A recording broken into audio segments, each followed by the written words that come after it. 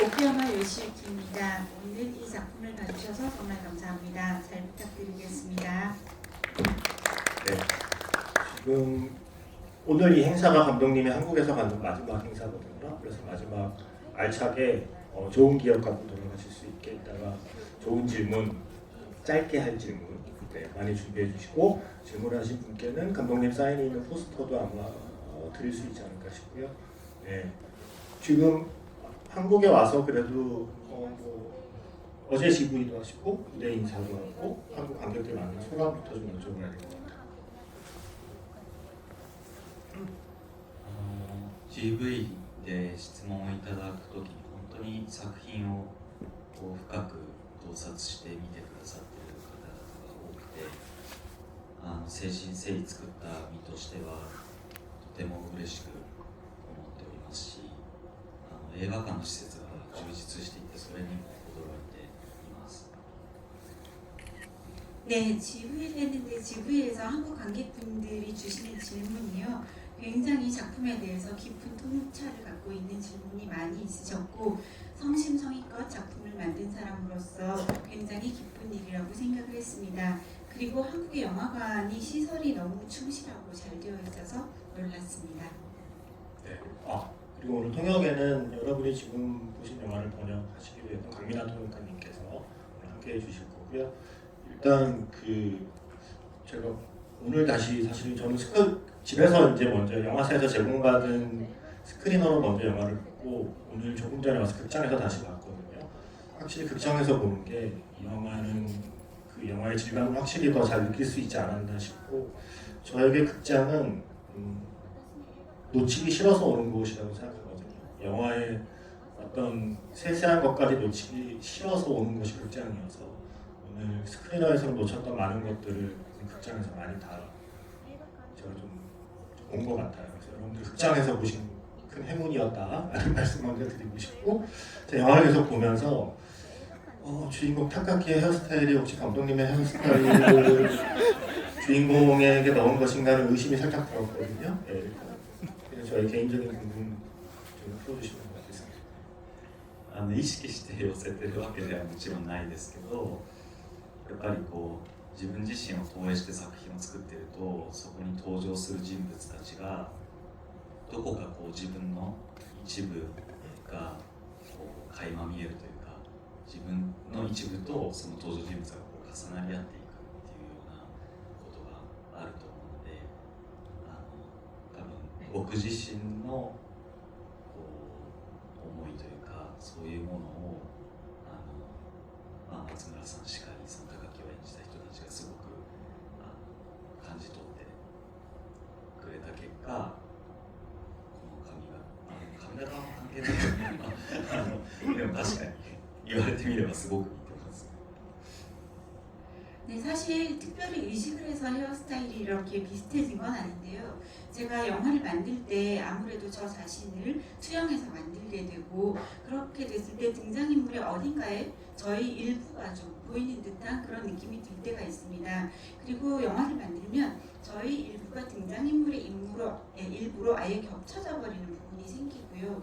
그래서 제가 늘 생각하는 마음을 마츠무라 호쿠토 배우님은 물론이고 타카키 역의 다른 배우들도 있잖아요. 어린 배우들도. 그래서 그분들이 저의 생각을 많이 느껴준 결과 어딘가 저하고 비슷한 부분이 있는 것 같긴 한데 헤어스타일이 꼭 그런가라는 생각도 드는데 지금 생각하니까 많이 비슷한 것 같습니다. かなえを演じてる森七菜さんがこの映画見た後にこの高木は春人君から青木柚君になって松村さんになってでその後監督になってその後新海さんになるんですよっていうふうに言ってました。 여기서 카나의 역할을 연기했던 모리나나 여배우님께서요 영화를 보고 나서 뭐라고 했냐면 타카키는 지금 가장 어린 하루토였다가 좀 커서 아오키 유즈 배우가 됐다가 더 커서 마츠무라 호쿠토 배우가 됐다가 좀 더 크면 또 우리 오쿠야마 감독님이 됐다가 더 크면 신카이 마코토 감독이 될 것 같다라고 이야기했습니다. 일단 지금 여러분이 방금 보신 영화의 마지막 엔드 크레딧까지 보셨으니까 이 질문부터 지금 여러분 기억에 남아있을 때 좀 드리고 싶어졌어요. 이 영화의 엔딩송을 요네즈 켄시의 노래를 사용하고 있는데 제가 듣기로는 엔드 크레딧에 사용하는 그 요네즈 켄시의 노래의 볼륨을 감독님이 생각하는 것보다 요네즈 켄시가 좀 더 높여달라고 요청을 했다고 들었어요. 직접 편집실에서 함께 노래의 볼륨을 더 키웠다고 들어서 그렇게 노래를 좀 더 큰 소리로 관객에게 들려주고자 했던 요네즈 켄시의 이건 무엇이었는지를 포함해서 원작에 있던 노래를 삽입곡으로 돌리고 이 영화를 위해서 요네즈 켄시에게 이 새로운 노래를 부탁하게 된 계기까지 함께 설명 부탁드리겠습니다. 米津さんがこの曲を書いた意図として高木という人物はなかなか自分の心の内側を、外に言葉にしたり、何か外に伝えるというかあまりしてこなかった人がでも、いろんな人との出会いや別れを通じてこの物語を通して最後心の内を外に叫びとして出すんだ、そういう曲でありたい、高木にとっての叫び、感情の発露でありたいと思った時に映画館で聴く音は何か圧倒されるようなそういう迫力を感じさせたいということでデシベルを僕は2って言ったんですけど嫁さんはいや3がいいって言っても2にするか3にするかっていうのでスタジオでしばらく話し込みました。 네, 요네즈 켄시님께서 이 곡을 쓴 의도는요. 타카키라는 인물은 원래 자신의 내면에 있는 것들을 밖으로 잘 드러내지 않고 말로도 하지 않고 누구에게도 많이 전하지 않고 살아온 사람인데 이 영화 전체의 이야기를 통해서 그리고 여러 사람들을 만나고 이별하는 것을 통해서 마음의 속에 있던 것을 드디어 마지막에 외칠 수 있게 되었다고 생각한다고 말씀하셨습니다. 그래서 타카키의 감정의 발로가 엔딩곡이 되어야 된다고 말씀을 하셨고 그래서 영화관에서 듣게 될 때 소리에 관객들이 압도되고 박력을 느낄 수 있게 해야 된다라고 말씀하셨습니다. 그래서 이 소리를 얼마나 높일 것인가에 대해서 저는 데시벨 2데시벨 올리자라고 했고 요네즈 켄시 작가님은 3 올리자라고 하셔서 2로 하느냐 3으로 하느냐를 한참 스튜디오에서 대화를 나누었던 것으로 기억합니다. で20年前の原作を今改めて僕らが実写化するなら新たなこの秒速5センチメートルの捉え方を主題歌でもお客さんに聞いてもらいたい、提示したいっていう思いがあって米津さんならこの物語をどのように解釈するのかなっていうのを僕が聞いてみたくて主題歌としてお願いしました。 그런데 20년 전에 만들어졌던 원작을 지금의 우리들이 다시 실사로 만들게 되잖아요. 그래서 초속 5cm라는 영화를 새롭게 보는 그런 방식을 우리가 관객들에게 제시를 하고 싶다고 생각을 했습니다. 그래서 요네즈 켄시님은 과연 우리가 새로 만드는 초속 5cm를 어떻게 해석하시는지를 좀 알고 싶었고 그래서 엔딩 마지막 주제가를 부탁드렸습니다. 감독님도 그리고 요네즈 켄시도 모두 1991년생이라는 공통점도 있고 해서 여러모로 노래 제목이 1991이 된 걸로 알고 있고요.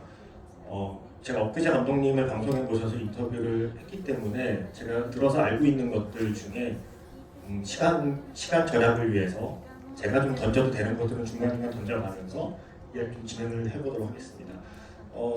인터뷰에서 많이 밝히셨겠지만 감독님이 초속 5cm를 처음 봤을 때는 원작의 두 번째 에피소드 정도의 나이, 그 영화 속 타카키의 나이 정도, 그러니까 고등학교 무렵에 처음 애니를 보았고 이 영화의 실사 연출을 의뢰받았을 때는 마치 애니메이션 원작의 3화 정도의 타카키 나이에 가까울 때 원작 의뢰를 받았다고.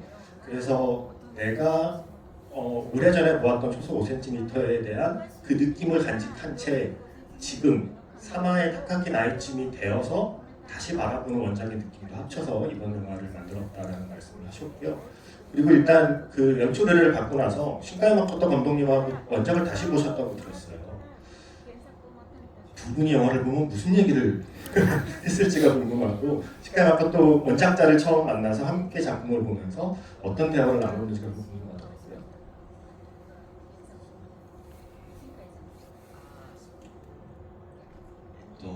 当時新海さんがどのような思いでこのアニメーションを作ったかっていうのを伺いながら見て、特に印象的だったのがやっぱその鳥の描写、渡り鳥が結構出てくるんですけど、それはこうどこにでも行けるような気がする、その未来に対して自分はどこまで行くのだろうという、そのどこっていうのは具体的な場所ではなくて、もうちょっと精神的な意味での、どういう人になるんだろうとか、どういう景色を見るんだろうみたいな、そのこう不安と憧れと希望みたいなものを渡り鳥の描写に託しているので、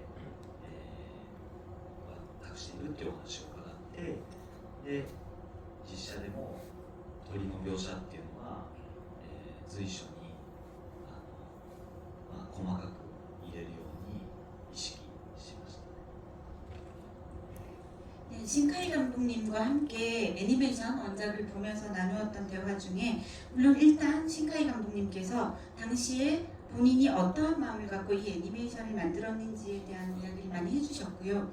그리고 또 말씀들 중에 특히 인상적이었던 것은 애니메이션에 철새가 굉장히 많이 나옵니다. 그런데 철새는 어디든 갈 수 있을 것 같고 어디까지 갈 수 있을까 싶은 생각이 들고 미래에 대한 생각이 드는 그런 새라고 말씀을 하시면서 여기에서 이야기하는 어디까지의 어디라는 것은 구체적인 장소를 말하는 것이 아니라 정신적인 의미라고 하셨습니다. 어떤 사람이 될 수 있을까, 그리고 앞으로 어떤 풍경을 보면서 살아가게 될까, 불안, 그리고 동경, 그리고 희망, 이런 것들을 철새를 묘사하는데 담아냈다라고 감독님이 말씀하셨습니다. 그래서 저도 실사 영화를 만들면서 새를 잘 묘사해야 되겠다라는 생각을 갖고 있었고 굉장히 다양한 곳에 새를 넣었습니다.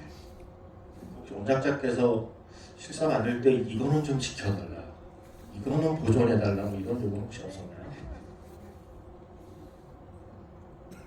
ほとんどなかったですね。 거의 없었던 것 같습니다. それだけ信頼して預けてくださったことにすごく感謝しています。 그만큼 저를 믿고 맡겨주신 것 같아서 감사하고 있습니다. 네. 지금 여러분이 여기서 혹시 원작 안 보고 오늘 실사로 처음 보신 분, 5cm 애니메이션 아직 안 보시고 오늘 실사로 처음 만나신 분, 그럼 다른 분들은 5cm 애니메이션도 보고 오늘 실사도 보신 거죠? 아마 두 편을 다 보신 분들은 차이를 느끼시겠지만 원작의 첫 번째 에피소드와 두 번째 에피소드는 거의 충실하게 실사에서 재현을 하는 반면 세 번째 에피소드의 뮤직비디오처럼 압축된 부분을 쭉 늘려서 마치 비유하자면 아코디언이 이렇게 접해있던 걸 아코디언을 펼치는 느낌으로 세 번째 에피소드의 이야기를 쭉 펼친 게 지금 실사 버전의 가장 큰 차이처럼 느껴지는데요. 애초에 그 의뢰받을 당시에 스즈키 아요시가 쓴 각본 자체에 원래 구성이 그렇게 각본 자체가 짜여진 각본을 감독님이 받으신 걸로 알고 있어요. 그 뒤에 이제 감독님의 생각이 추가되어서 지금의 영화로 만들어진 게 여러분이 보신 작품이고요. 그래서 감독님께서 처음 그렇게 이미 원작을 각색한 각본을 받은 뒤에 거기에 더해서 내가 여기에 내 색깔을 넣고 싶다, 내가 여기에 이런 장면을 좀 추가해보고 싶다, 이런 요소를 더 좀 강조해보고 싶다라고 해서 감독님의 생각이 들어가는 거는 완성된 영화에서 어떤 부분들이 지금 좀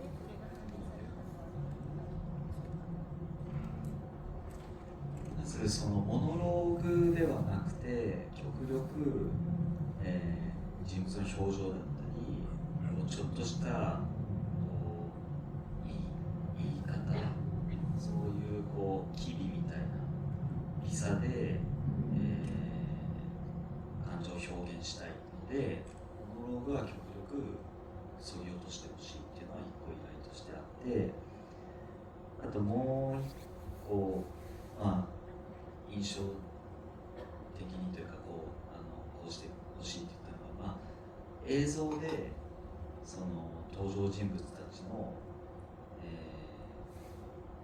なんていうのかな、こう心情を映映像によって表現するために、例えば中学生時代の高木とあかりが岩船の桜の木の下にいて見上げますよね。雪が降ってて、その時にこう見上げてる2人をちょっと上から撮るカット、その瞬間だけ雪ではなくてこう桜が降ってるんですね。でそれは2人が小学生の時に一緒に桜を見た時のことを思い出して、それによって時間がこう引き戻されてキスをするっていう、これはもちろん言葉でどのように感じたかっていうことを説明することはできるんですけど、そうじゃなくてそのワンカットで2人がどのようなことを思い出しているか、どういう気持ちなのかっていうのを伝える、そういう映像的な演出っていうのを随所に入れたりしました。 네, 일단은 제가 의견을 낸 것은 독백은 가능한 한 배제를 시키고 그 실사 속에서 인물들이 보여줄 수 있는 표정, 그리고 아주 사소한 말투 같은 것, 어떤 낌새, 이러한 미세한 차이를 통해서 감정을 좀 드러내고 싶다라고 말씀을 드렸고, 독백은 많이 빼자라는 의견을 드렸습니다. 그게 첫 번째였고요. 두 번째도 제가 말씀드린 것 중에 이 등장인물들의 심경이나 감정을 표현하기 위해서 영상을 쓰자라는 말씀을 드렸습니다. 가령 중학교 시절에 타카키와 아카리가 이와훈에에서 만나기로 약속을 해서 만나고 그날 눈이 많이 쌓여있고 걸어가서 벚나무를 둘이서 바라보잖아요, 밤에. 그때 그 둘이 나무를 올려다보고 위에서 그들을 찍는 부감컷에서 눈이 내리고 있는데 아주 일부 눈 속에 벚꽃잎이 섞여 있습니다. 그건 뭐냐면요, 두 사람이 초등학교 때 실제로 봄에 벚나무를 함께 바라보았었잖아요. 그 기억이 되살아난다는 것을 영상으로 보여주고 싶었고, 그러한 추억을 되돌리면서 둘이 결국 키스를 하게 되는 그러한 것들을 말로 설명할 수도 있겠지만 말을 한마디도 넣지 않고 그들의 감정과 기억을 영상으로 보여주려고 했고, 그 하나의 컷으로 그들의 그 순간의 느낌을 전달하려고 했습니다. 그런 식으로 영상적으로 연출을 하는데 많이 힘을 쏟고 싶다라는 의견을 말씀드렸습니다.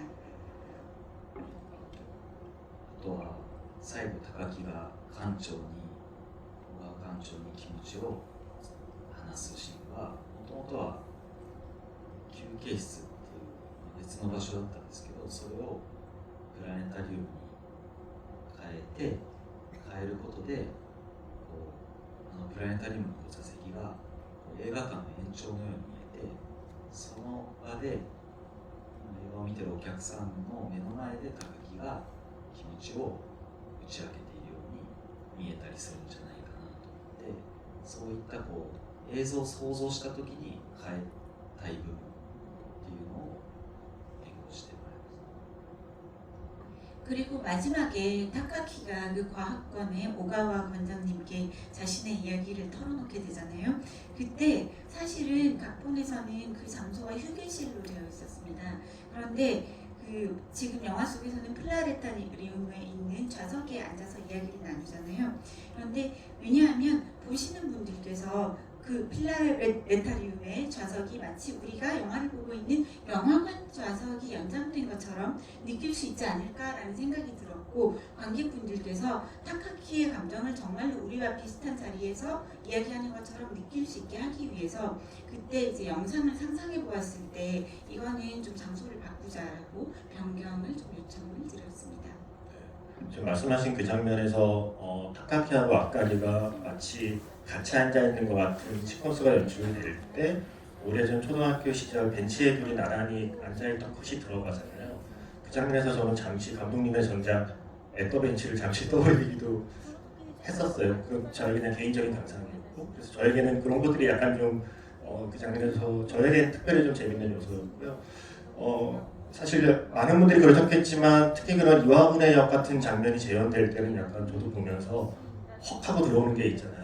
오래전에 애니메이션에서 봤던 그것을 내가 실사로 거의 똑같이 재현된 걸 보는 기쁨 같은 게 느껴지는 반면, 아까 말씀드린 대로 특히 어른이 된 시점의 타카키와 아카리의 이야기는 거의 다 새롭게 추가된 것들이라 그 균형을 잡는 것들이 감독님께 굉장히 중요했을 것 같아요. 원작을 기억하는 사람들을 만족시키면서 동시에 새로운 것을 추구하는 것의 균형이 중요했을 것 같아서 그 균형점에 대한 말씀을 여쭙고 싶고, 거기에 추가로 특히 엔딩, 저에게는 이 영화의 엔딩에 대한 고심이 크셨을 것 같은데, 원모 타임 원모 찬스 노래가 나오면서 그 열차 밖으로 뛰어나가는 순간이 마치 엔딩처럼 느끼고 있는 관객을 배반하며 그 뒤에 한 20분 정도의 시퀀스가 다시 이어지거든요. 그래서 그 시퀀스는 어떠한 마음으로 어떠한 엔딩을 만들고 싶어서 그 후반부를 연출하셨는지 모르겠습니다.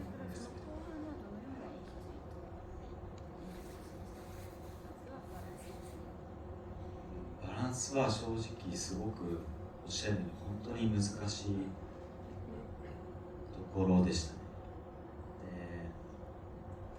でアニメーションは3章が、その大人のパートが、子供時代と高校時代に比べて、すごく短くて、あまりその高木あかりがどのような身長でいるのかっていうのはどちらかというとワンマンタイムワンマンチャンスという曲に託されている、その曲でこう描いているというところがあって、それをちゃんとさらにこう実写では、曲に託すというよりはシーンでこう物語で見せていくっていうのをしたときに、自然とこのバランスになったかな感じでしたね。 일단 원래 있는 것을 표현하는 것과 새로운 것을 넣는 그 균형, 밸런스에 대해서는 말씀하신 것처럼 솔직히 정말로 어려웠습니다.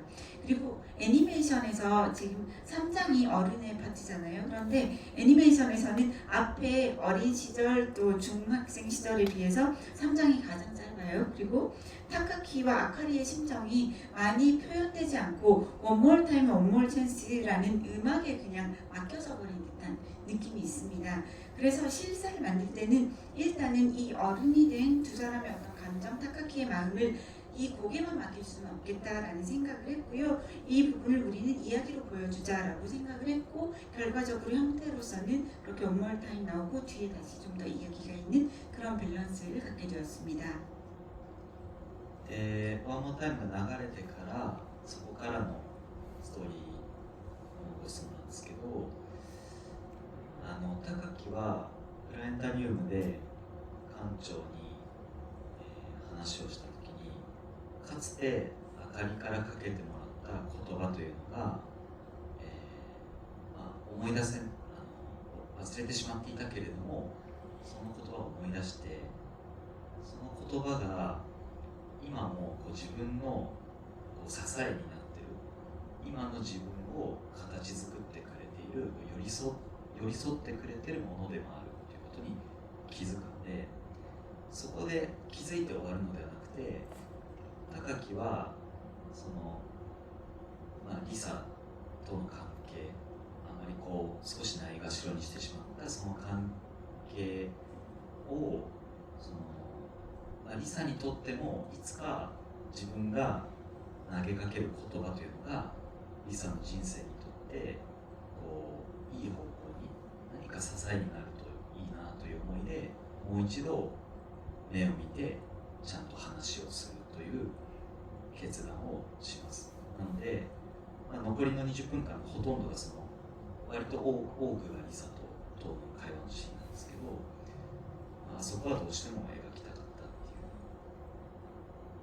ていう、受け取っただけではなく、それを高木が誰かにまたこうバトンを渡すというか、自分もあかりがかけてくれた言葉のように自分も誰かにこう渡したいっていう、そういう思いもあって少し描きました。 네, 그리고 말씀하신 원몰 타임이 다 나오고 난 뒤에 뒷부분이 있잖아요. 그 뒷부분의 이야기에 대해서는 일단 타카키가 플라네타리움에서 관장님께 모든 것을 다 이야기를 할 때, 이야기 중에 예전에 아카리가 한 말을 사실은 그동안 잊고 지냈는데 거기에서 기억이 나게 되고, 아카리가 해주었던 말이 지금도 자기 자신을 지탱하고 있고 나의 형태를 만들고 있고 또 나에게 굉장히 많이 들어와 있다는 것을 그 순간에 깨닫게 됩니다. 그래서 그냥 깨달은 것으로 끝나는 것이 아니라 그 뒤에 다카키가 원래 사귀었다가 헤어진 미즈노 리사에게 이제 이미 지금은 관계가 좀 아주 이상하게 되어버렸지만 언젠가 자기도 그 리사에게 해주는 말이 도움이 될 수 있겠다라는 생각을 하게 돼요. 그래서 자신이 아카리에게 받았던 것으로 자기가 힘을 받은 것처럼 자기도 리사를 눈을 보고 이야기를 전달해야 되겠다라고 결심을 하게 됩니다. 그래서 원몰 타임이 나온 그 뒤에 한 20분 동안 중에서 많은 비중을 타카키하고 리사의 이야기가 차지를 하고 있거든요. 그게 뭐냐면 타카키가 자기가 예전에 받았던 것을 자기가 받아들이고 바통을 또 누군가에게 넘겨준다는 그런 의미를 보여주고 싶었고, 아카리가 타카키에게 해준 말을 또다시 누군가에게 들려줌으로써 그 마음들을 전해가는 그러한 것을 표현하고 싶어서 지금 같은 형태가 되었습니다. 지금에서 원몰 타임 원몰 찬스 노래 얘기가 나오는데 많이들 아시다시피 원작의 엔딩송이었고요. 그 노래는 야마자키 마사요시의 노래인데 영화 속에 보면 그 서점의 선배가 달과 양배추라는 영화를 추천해서 그 영화를 보는 설정이 나오잖아요. 원래 달과 양배추라는 영화의 주제곡이에요. 1996년 작품이고 그 영화에 야마자키 마사요시가 출연도 하고 있고요. 그래서 아마 그 카나에의 언니가 남자친구랑 본 거는 달과 양배추로 추측이 되는 거죠.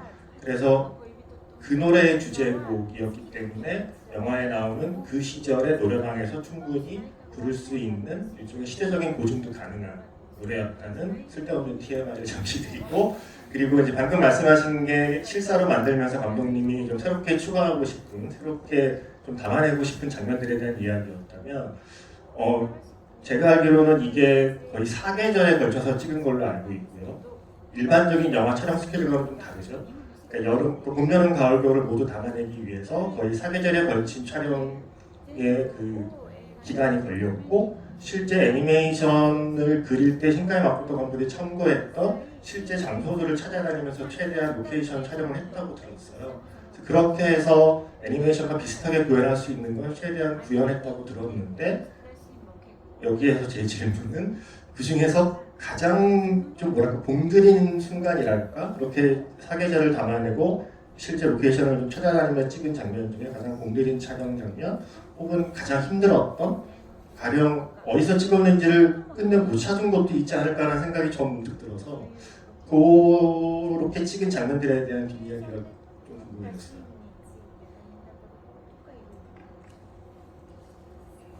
ポスターにもあるこの真ん中の岩船の桜の木の下は 지금 이 포스터에 있는 중간에 있는 이와훈의 벚나무이거든요. 直前までスタッフのみんなで探して、この一本の木が立っている場所を見つけたんですね。で、雪が降ってるので人が歩くと雪の深さというのは僕らがコントロールできないじゃないですか。自然現象が結構積もってしまって歩くとこの辺りまで足が入ってしまう。なのでそれだと芯を取れないから、事前にスタッフのみんなに言って歩く道 50m ぐらいを全部木の板を引いて、その上から自然にまた積もるのがあって、でその上から歩いてもらうっていうふうなことをしたんですけど、ここに木の板を持っていくまでがまた大変で、それは体力的に特に僕は筋力がないんで僕もこう運んだんですけどすごい大変でした。 네, 이 아까 말씀드린 이 이와훈의 벚나무 저 로케이션은 촬영 직전까지 저 장소를 찾지 못했었어요. 그런데 직전에 어쨌든 이렇게 있는 벚나무를 찾아낸 거였어요. 그리고 이제 눈 위를 걸어가는 신이잖아요. 그런데 눈이 쌓여 있는 깊이는 우리가 컨트롤할 수가 없는 게 자연 현상이기 때문에 어떻게 할 수가 없잖아요. 그런데 실제로 가보았더니 이 정도까지 발이 들어갈 정도로 굉장히 많이 쌓여 있었어요. 그렇게 하면 영화를 찍을 수가 없잖아요. 그래서 그 장소에 스태프들이 다 같이 가서 나무판을 50m 정도를 쫙 깔고 그 위에 다시 눈이 쌓이기를 기다렸어요. 우리가 원하는 깊이만큼. 그런데 그 나무판을 가지고 거기까지 가는 게 너무너무 힘들었고, 특히 저 같은 경우는 체력도 좀 딸리고 근력도 별로 없고 한데 다 같이 그걸 옮겨야 되니까요. 그게 너무나 힘들었던 기억이 있습니다. 足跡がついちゃうから1回しか取れないのもあってすごい緊張します。 그리고 발자국이 남아버리니까 한 번밖에 촬영할 수가 없잖아요. 그래서 굉장히 긴장된 현장이었습니다.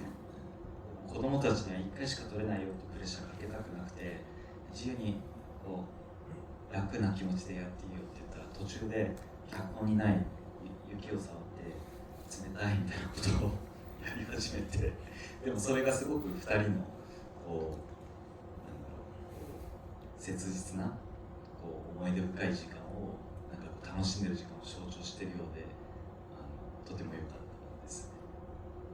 그런데 아역 배우 둘이서 연기를 해야 되잖아요. 그런데 한 번밖에 못 찍어라고 하면 너무나 부담감을 가질 것 같아서 그런 얘기 안 하고 자유롭게 편하게 둘이 이렇게 걸어가면서 연기를 하라고 했어요.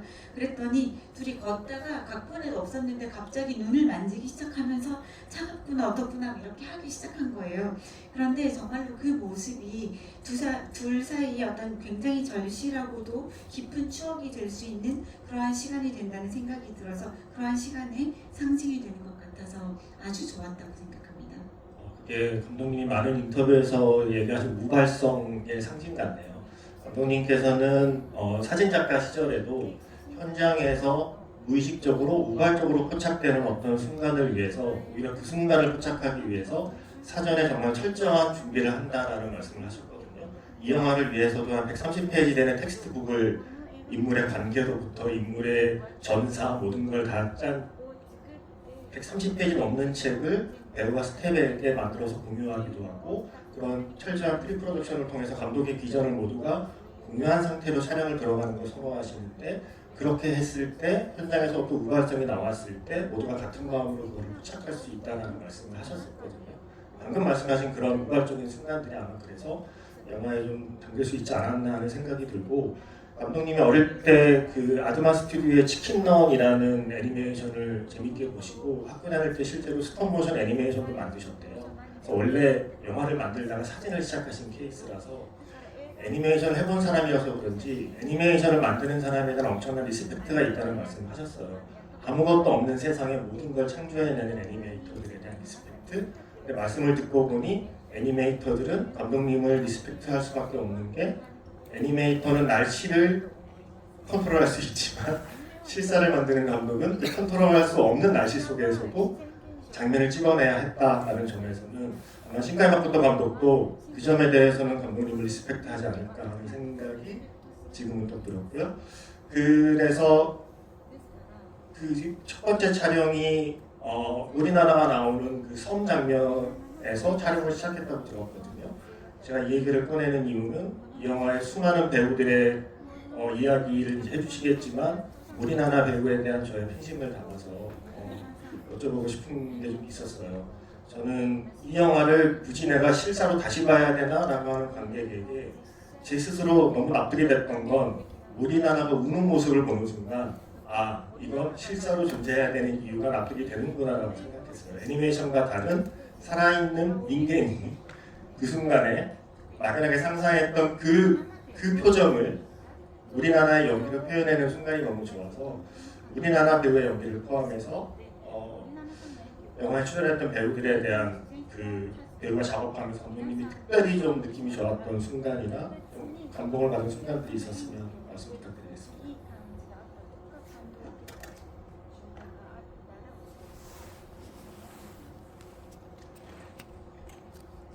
まさに今おっしゃってくださった種子島でかなえがロケットが打ち上がる前の高木と結婚する道で感情が抑えきれなくて思わずこううつむいて涙を流してしまうというシーンは、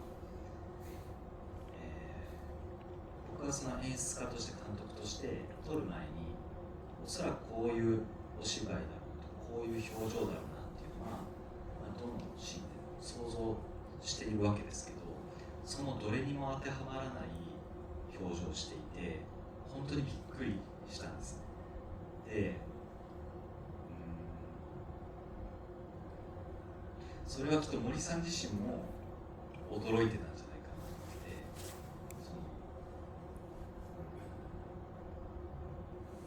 ああいうなんか本当に人が感情をあらわにしてるように見えるって計画して出てくるものではなくて、そういうロジック、って言えばいいんだろうな。そうだからなんか僕らは今映画を撮っているけど、本当にかなえと高木という人がいて、そこにたまたまカメラが置いてあって何かを捉えたようにする。その自分が一体今何をやってるのか分からなくなる瞬間があって、その自分が作ったもの、自分たちが準備して生み出したものには到底思えない、なんかこうすごい瞬間を見ているって思える瞬間がたくさんあって、この撮影を通してすごくちょっと抽象的な言い方をしちゃったんですけど、シーンはそれを感じました。本当にこう驚いたっていうか。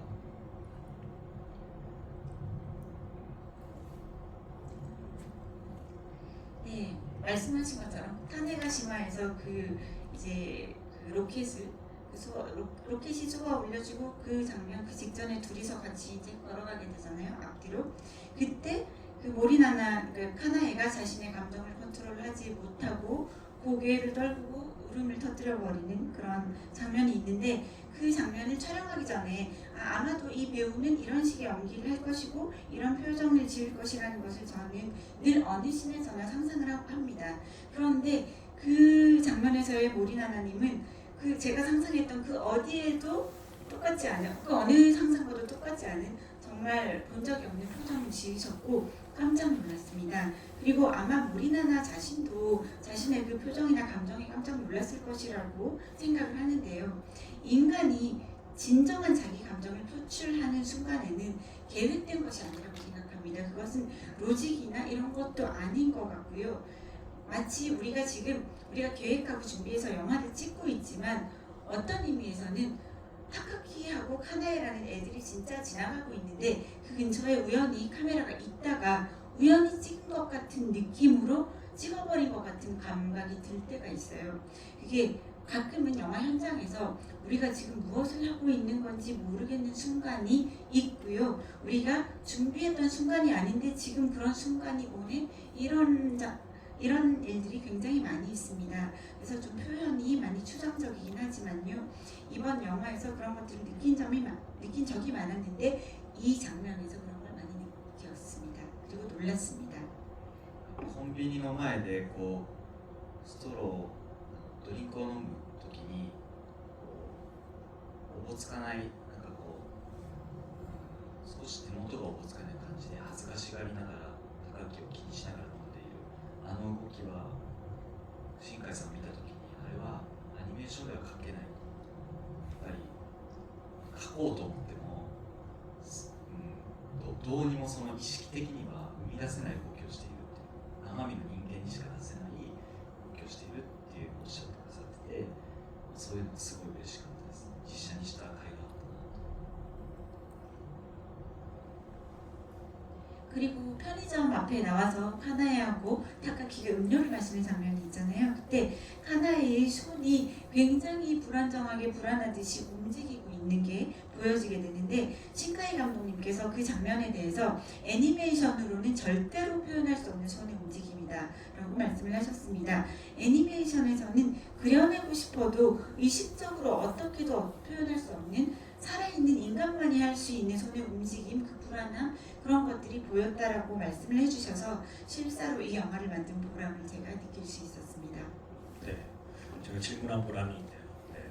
다만 저만의 부작용은 모리나나에게 너무 빠져서 아카리랑 만나기를 응원하는 게 아니라 카나에를 다시 만나면 안 되나라는 생각을 했다는 저만의 부작용이 있었다는 말씀과 함께 이제 여러분께 질문제를 먼저 드리고, 그리고 얘기를 마무리. 일단 저기 뒤에 가운데 파란색 옷 입으신 분, 네, 하고 그다음에 앞쪽으로 올게요. 네.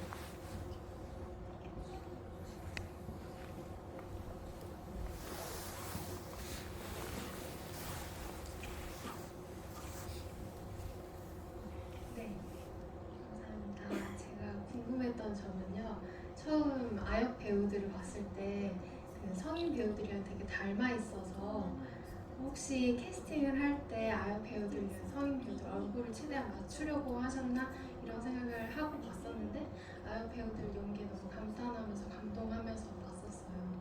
그래서 감독님이 아역 배우들 캐스팅하실 때 어떤 걸 주로 보셨는지 성인 배우들이랑 이 분위기가 얼굴이든 분위기 비슷한 정도로 많이 고려하셨는지 혹은 또 연기나 이런 걸 많이 고려하셨는지 그리고 현장에서 아역 배우들이랑 어떻게 소통하셨는지 되게 궁금했어요.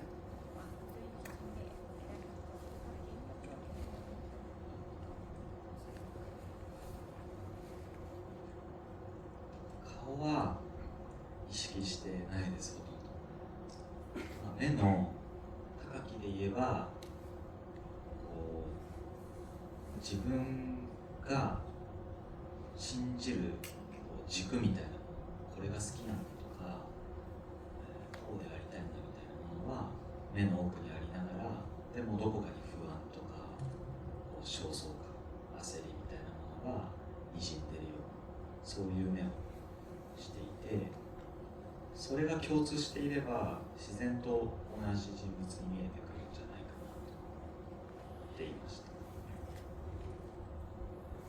言ったんじゃ 그 아역 배우와 성인 배우의 얼굴의 유사점에 대해서는 사실 거의 의식하지 않았습니다. 그런데 타크키 같은 경우에는 눈을 딱 보았을 때 자신이 믿고 있는 어떤 강한 축이라는 게 있어요. 나는 이것을 좋아하고 이렇게 살고 싶다라는 것. 그러면서 그게 그 눈의 어딘가에서 보여지면서 동시에 그 눈에는 불안감이 있고 초조함이 있고 뭔가 쫓기는 듯한 그런 느낌이 있습니다. 그래서 그러한 눈의 느낌이 비슷하다면 자연스럽게 공통적으로 같은 인물로 보이지 않을까라고 생각을 했습니다. で演技に関してはそのさっきお話ししたようなその偶発性を取り込む無意識を表出させるっていうことを理解してもらうために、まあ、自分の独自の演出の仕方があって2人に雑談してもらってそれをさりげなくカメラで撮っておいてその映像を、まあ、15分ぐらいの映像をこう脚本にするんですね。全ての行動やちょっとした絵とかアートとか含めて言いよどみも含めて本にしてその撮られてることを知らなかった2人にこれを今度覚えてきてお芝居として演技してごらんっていうふうに言って全く同じ場所で同じように演技として覚えてやってもらってその2つの映像をこう並べると違いがあるんですよね。で、その違いは一体何なのかっていうのを3人で話し合う。つまり最初自分から出た言葉や無意識でやった行動っていうのは演技としてやろうとするとできないんですよ。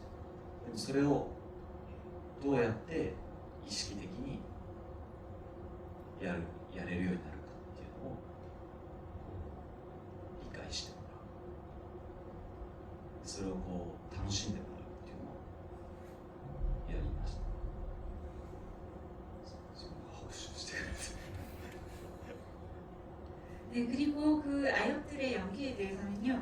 아까 또 김세윤 작가님께서도 말씀하신 것처럼 우발성을 포착하는 걸 저는 굉장히 연기에 있어서 중요하게 생각하고 있고 연기자들이 무의식 중에 표출하는 것을 좀 중시하고 있는데 이 아역들에게 그것을 이해시키기 위해서 저만의 독자적인 연출법을 좀 사용을 했습니다. 이 아역 배우 둘이서 그냥 쉬는 시간에 잡담을 하고 있잖아요. 그것을 그냥 아무렇지도 않게 걔들이 이야기하고 있는 거를 쭉 찍어요. 15분 정도. 찍으면 그 찍은 영상을 완전히 전부 각본으로 똑같이 써요. 그들이 에 하는 거나 어 하는 거나 혹은 뭐 말하기 전에 약간 머뭇거리거나 생각하거나 이 모든 것들을 각본으로 만들어서 써요. 그러고 나서 이 두 명에게 그걸 보여줘요. 그 각본을. 너네 이거 외워서 아까 너네가 했던 거니까 이 똑같이 해봐 라고 합니다. 그래서 아까 둘이서 잡담을 했던 똑같은 장소로 데리고 가서 아까 둘이 대화 나눴던 거를 똑같이 해봐라고 해서 시킵니다. 그리고 찍어요. 그래서 처음에 진짜 잡담을 했던 영상과 연기로 똑같은 것을 각본을 보고 했던 영상을 비교를 해보면서 무엇이 어떻게 다른지 아역들과 제가 셋이서 대화를 나누었습니다. 그런데 분명히 자기 안에서 나온 자신의 말이었고 본인이 무의식적으로 했던 행동임에도 불구하고 연기로 절대로 그게 나오지 않습니다. 그래서 어떻게 하면 의식적으로 이렇게 자연스러운 것이 가능하게 나올 수 있게 하는지를 이해시키면서 동시에 그 아역 배우들이 그 과정을 즐길 수 있게 하려고 노력을 했습니다. 그래서 감독님께서는 촬영하실 때 실제로 연기하는 배우들 눈앞에 원래 스텝이 많잖아요. 카메라가 있고 감독하고 스텝도 있고 현장에서 최대한 배우의 실제 시선이 가는 곳에는 스텝이나 이런 불필요한 게 보이지 않도록 최대한 노력을 하셨다고 해요. 그래서 영화에서 배우의 시선이 향하는 곳에는 최대한 실제로 그 배우가 보는 것이 담기게끔 그러다 보니 영화의 타카키의 뒷모습이 많이 담기게 되었다는 말씀하셨습니다. 네. 또 질문을 앞으로 좀 이제 좀 내려올 수밖에 없을 것 같아요. 여기 네, 저 핸드폰 들고 계신 분, 네. 시간이 짧은 질문 부탁드리겠습니다. 네네. 그 지금 앞에 보이는 이 포스터에 이 교차로 부분이랑 그리고 마지막 장면에 그 성인이 돼서 스치는 장면이 나오잖아요. 그 감독님이 이 장면을 어렸을 때와 이제 성인으로서 이 장면에 넣었다고 했었을 때 어떤 식으로 해석하는 게 관객으로서 좋을지 되게 중요한 장면인 것 같아서 감독님의 해석이 궁금해서 질문 드리고 싶었습니다.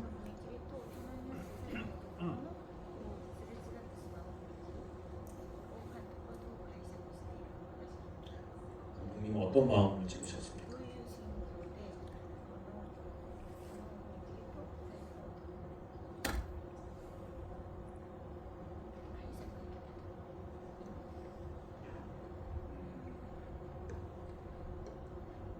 踏切 そのシーンに対する解釈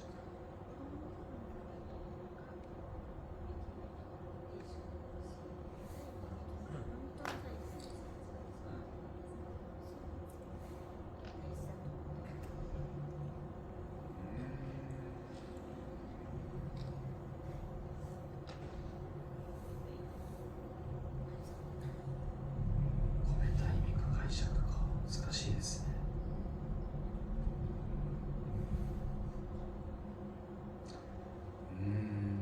迷った点でいうと子供時代と大人時代でこう同じ踏切で撮るっていうこともあるかなと思ったんですよね。そのかつて、一緒にこう下校途中に通っていた踏切で大人になってからすれ違うっていうのもまあドラマチックというかロマンチックかなとは思ったんですけど、原作も違う踏切なんですよ。で実際撮った列車の場所も違う踏切で、これはちょっと新海さんに相談はしましたね、会った時。なんであれは違う踏切で同じじゃなかった、同じの方がよりセンチメンタル感傷的なんじゃないかと。でも、それはすごくこう意図的に見えすぎるんじゃないかと、なんか自然じゃないんじゃないかっていう、そこまでこうよくできすぎた、同じ場所で同じ人たちが時を経てすれ違うっていうのはちょっとこう、なんていうの、うまくできすぎてる感じをちょっとずらした方がいいんじゃないかっていうので別の場所で撮るようにしました。ちょっとごめんなさい、質問の回答になってないかもしれないけど、2つの踏切について今思い出せることっていうのはそういうことです。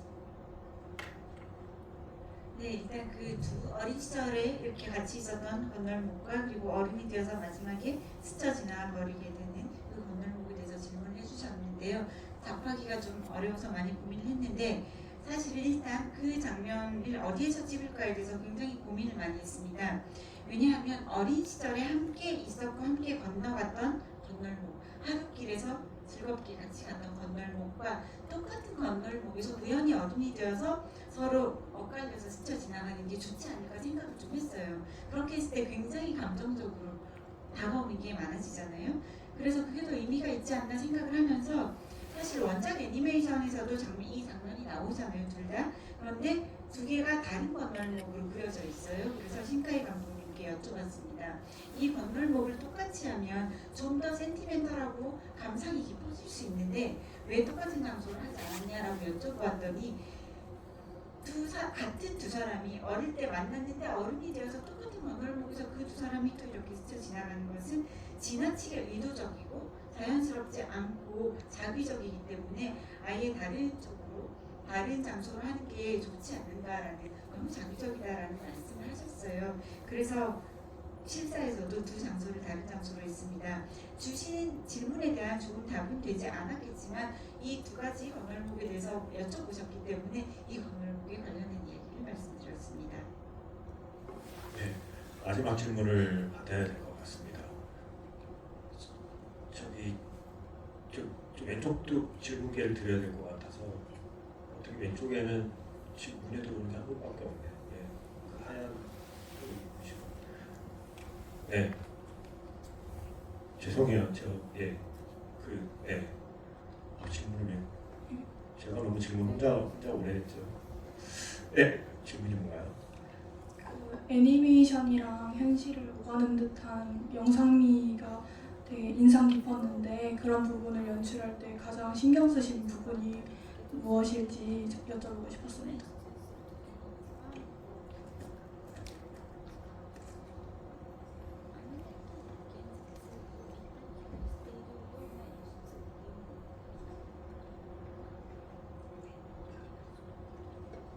애니메이션과 그 현실을 오가는 듯한 연출이라고 하셨는데 지금 이 영화에서 말씀하시는 거죠?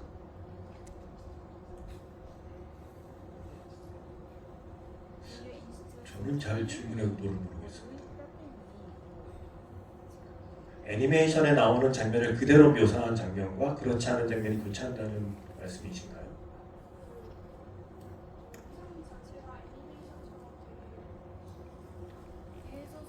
영상미 자체가 애니메이션처럼 되게 현실적이지 않은 듯한 빛 연출이라던가 구도 연출 같은 그런 부분이 있었는데 그런 부분을 혹시 의도하고 연출하신 건지 애니메이션이 원작이다 보니까 그 부분을 의도를 해서 반영을 하신 건지 궁금했습니다.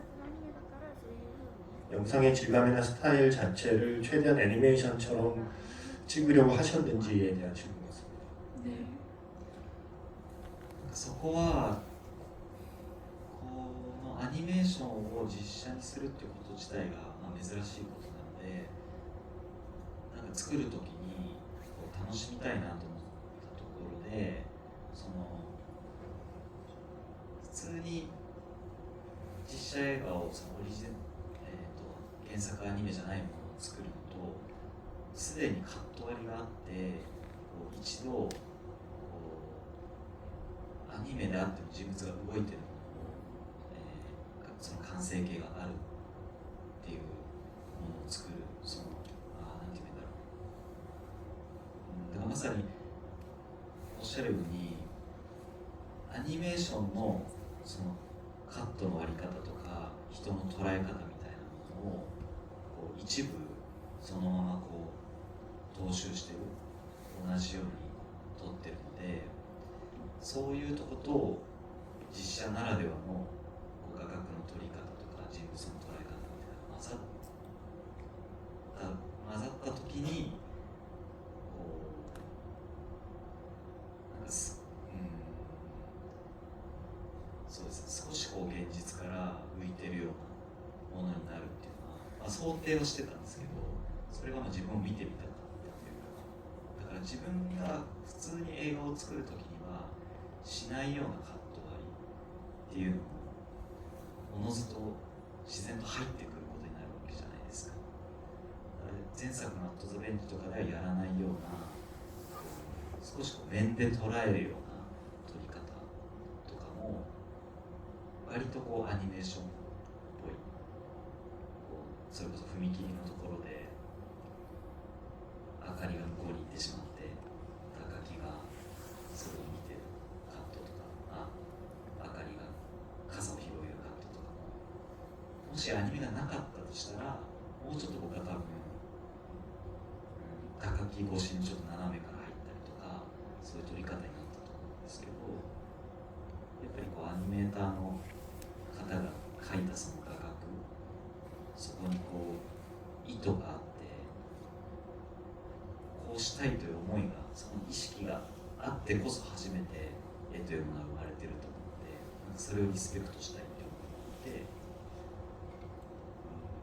なんかそう感じていただけたのがすごく良かったなと思います。少しこう新しい、見たことない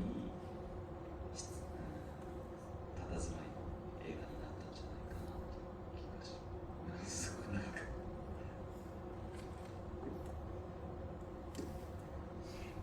네, 그 애니메이션이라는 것을 저희가 이제 실사 영화로 만들게 된 것이잖아요. 그러다 보니까 애니를 실사로 만드는 경우가 많이 없기도 하고 만들 때 좀 즐겁게 생각한 부분도 있긴 했는데, 그게 뭐냐면 이미 원작이 있기 때문에 그 안에서 컷분할이 되어 있어요.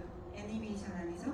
그리고 애니메이션이긴 해도 그 안에서 이미 한번 그 인물들이 움직인 적이 있는 거예요. 그래서 어느 정도의 완성형이 있고 그것을 다시 제가 실사로 만들려고 하다 보니 말씀하신 것처럼 어떤 부분에서는 애니메이션적인 부분을 그대로 가지고 온 게 있어요. 애니에서 보여졌던 것, 컷분할도 그럴 수 있고요. 또 사람을 찍는 방식도 애니메이션에서 그린 거랑 비슷하게 그대로 답습한 부분이 일부 존재하고 있습니다. 그래서 어쩌면 현실적으로 안 보이는 부분이 있을 수 있고요.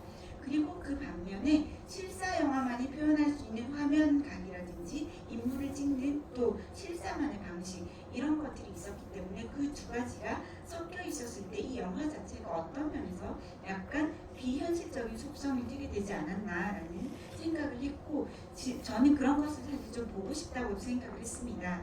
제가 원작 애니메이션이 있지 않았더라면, 일반 영화를 찍는다면 절대로 하지 않았을 컷분할이 실제로 지금 이 영화에는 자연스럽게 많이 들어갈 수밖에 없게 되어 있었습니다. 그래서 애터벤치 같은 영화에서는 전혀 한 적이 없었던 그러한 식의 찍는 법이 이 영화에서 좀 들어가 있고요. 굉장히 그게 하나의 한 장의 그림처럼 보여지는 장면도 있을 수 있고, 또 이 건널목 장면, 이 장면도 애니메이션에서 이미 이게 연출이 된 적이 있었기 때문에 저 건널목 건너에 아카리가 가 있고 이쪽에 타카키가 있고 중간에 기차가 지나가고 이렇게 돼 있잖아요. 그 애니메이션의 장면이 없었더라면 저는 이 똑같은 장면을 다른 각도로 찍었을 것 같습니다. 사선으로 카메라가 타카키의 어깨를 걸고 그쪽을 찍었을 것 같다는 생각도 드는데, 지금 이 장면은 거의 정면에서 찍는 느낌이 나거든요. 그런 식으로 애니메이터 분들이 어떤 장면을 그릴 때 그 장면의 화각 하나에도 의도가 들어가 있고, 애니메이션은 사실 선 하나 점 하나 그리는 모든 것에 의식이 들어가 있잖아요. 그러다 보니 그분들이 만든 그런 점을 리스펙트하고 있었기 때문에 약간 애니메이션에 많은 부분이 그대로 들어간 부분이 있습니다. 그래서 어떤 의미에서는 일반적인 실사 영화에서는 본 적이 없는 새로운 모습을 가진 영화가 되었을 수도 있겠다라는 생각이 들고, 질문하신 관객분께서 그 점을 그렇게 보아주신 것은 참 좋다고 생각합니다. 네, 제가 제일 처음에 질문드렸던 밸런스에 대한 고민의 하나일 것 같고요. 감독님이 또 좋아하는 감독이 스파이크 존즈, 미셸 공들이 또 조너슨 글레이저 같은 감독을 좋아한대요. 현실적인 것과 현실적이 않은 것이 혼재해 있는 세계 자체가 오히려 나에게는 리얼리티다라는 평소의 취향도 좀 반영되어 있는 순간이 아닐까 싶고요. 시간이 없어요. 제가 이제 끝날 때 되면 여러분의 시선을 피하는 게 느껴지지 않나요? 그래서 시간이 없어서 마무리를 해야 되는데, 정말 짧은 마지막 질문 하나 드리고 싶어요. 만약에 감독님께서 그 과학관 벽에 포스트잇에 한마디를 써서 붙일 수 있다면 감독님은 어떠한 말을 붙일 것 같은지가 문득 궁금해졌어요. 네. 이게 제 마지막 질문입니다. 昨日の GV でもその質問があって答えた言葉があったんですけど、ちょっと今日はそれとは違う答えを言うと、やっぱり映画、ちょっと恥ずかしいですけど、なんか映画っていうもの、文化がこれからどうなっていくかって本当に過渡期だと思ってて、でも僕はやっぱり映画館で暗闇の中でまるで窓を見るように、窓の家の中から暗い家の中から窓越しに外の世界を見るようにこの映画館で映画を見るっていう時間がすごく好きで、だからそれが宇宙にも残るといいなという思いです。 네, 어제 GV에서 지금이 하신 똑같은 질문을 받았는데 어제 했던 대답이 있긴 있습니다. 그런데 다른 대답 하겠습니다. 영화라고 쓸 것 같습니다. 좀 쑥스럽긴 하지만요. 사실 영화라는 문화가 앞으로 어떻게 될지 지금 약간 과도기 같다는 생각도 들긴 하거든요. 그런데 저는 영화관을 정말 좋아하고 어둠 속에서 영화 보는 그런 영화관이 좋은데 마치 매우 어두운 집 안에서 창을 넘어서 바깥 세상을 바라보는 듯한 느낌이 있습니다. 영화관은요. 그래서 이 영화관이라는 것이 앞으로도 계속 또 우주에 남았으면이라는 마음을 갖고 영화라고 하겠습니다. 여러분께서도 타카키가 거기에 뭐라고 썼을까를 궁금해하는 걸 넘어서서 나라면 무엇을 쓸까를 생각해보는 주간이 되었으면 하는 마음에 부모님께 마지막으로 드렸던 질문이고요. 영화 속의 타카키와 아카리는 이제 아마 보이저 1호하고 2호처럼 아마 각자의 길을 가게 될 것 같아요. 저의 생각은. 하지만 둘은 공통적으로 지구에서 함께 출발했던 기억을 안고 각자의 그 여행을 시작하게 될 것 같고요. 영화에도 나오지만 사람이 사람을 만날 확률이 0.0003%잖아요. 0.0003% 확률로 여러분과 감독님이 만나는 이 순간을 1시간이나마 함께해서 좀 다행이라는 생각이 들고 자꾸 너무 따가운 눈초리가 와서 마지막으로 오늘 GV를 함께한 관객분들께 그리고 한국에서의 모든 일정을 마무리하는 그 마지막 소감을 감독님께 부탁드리겠습니다.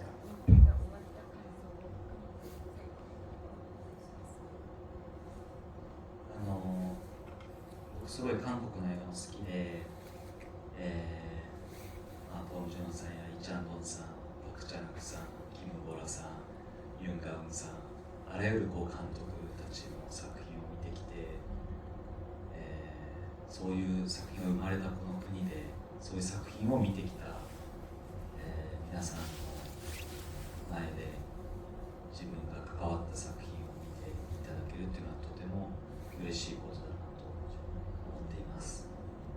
なので今日見てよかったなと思ってくださったら周りの方に、勧めていただいたり、いろんな多分何回か見ないとわからない仕掛けみたいなのも映像にしても音にしてもたくさんあるので、さっきちょっとお話してここだけ桜になってるとか、実はこう影だけで桜になってるとか、そういうのもたくさんあって、ぜひこう何回でも噛みしめて見ていただけたらとても嬉しいです。で、この1年で4回僕韓国来てるんですけど、毎回お客さんとこうコミュニケーションする中で新たな発見があって、自分の作り手としての活力にもなっているので、とても勇気をもらっているので、また来たいと思います。本当にありがとうございます。감사합니다. 네, 저는 한국 영화를 참 좋아합니다. 봉준호 감독님, 이창동 감독님, 박찬욱 감독님, 김보라 감독님, 윤가은 감독님 등 아주 많은 한국 감독님들의 많은 작품을 보아오고 있는데요. 그러한 작품들이 태어난 이 나라에서 그러한 작품들을 보아오신 한국의 관객 여러분들께서 저의 작품을 이렇게 봐주시고 함께 한다는 것이 정말로 기쁩니다. 오늘 여러분들 영화 보시고 좀 좋으셨다면 주위에도 많이 말씀을 해주시면 좋겠다고 생각을 하고요. 여러 번 보아야지 깨달을 수 있는 장치가 영상에도 있고 음향에도 있습니다. 그리고 아까도 잠깐 말씀드린 것처럼 눈이 오는 것 같지만 일부 벚꽃이 섞여 있기도 하고 그늘진 곳에만 벚꽃이 남아 있기도 하고 약간 이러한 부분들도 있기 때문에 괜찮으시다면 여러 번 작품을 음미해 주셔도 좋을 것 같습니다. 그리고 제가 최근 1년 동안 4번 한국에 왔습니다. 그리고 매번 한국 관객 여러분들과 커뮤니케이션을 하면서 새로운 것들을 발견하게 되고요. 창작자로서 굉장히 많은 것을 얻게 되고 용기를 받게 됩니다. 그리고 꼭 다시 한국에 오고 싶습니다. 감사합니다. 계속 잘 부탁드리겠습니다. 오늘 다시 영화를 보면서 이렇게 시시한 어른이 되어버린 나조차도 그래도 누군가에겐 시시하지 않았던 때가 있지 않았을까라는 기분 좋은 환상과 위안을 주셔서 다시 한번 감사하다는 말씀을 마지막으로 드리고 싶고요. 이제 곧 3월 26일이 옵니다, 여러분. 영화 속의 약속의 날. 부디 좋아하는 것을 좋아한다고 느낄 때 좋아한다고 말할 수 있는 3월 26일이 되기를 바라면서 오늘 집을 마무리하겠습니다. 함께해 주셔서 고맙습니다.